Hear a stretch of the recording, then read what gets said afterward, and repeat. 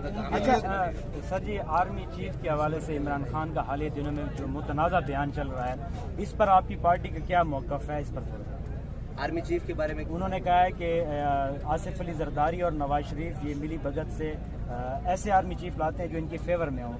पाक आर्मी को इदारे के ऊपर जो बातें कर रहे हैं, इसके ऊपर आपकी पार्टी का क्या मौक़िफ़? देखें, इमरान खान साहब को तो पहले अपने गिरबान में झांकना चाहिए ना कि एक्सटेंशन किसने दी थी?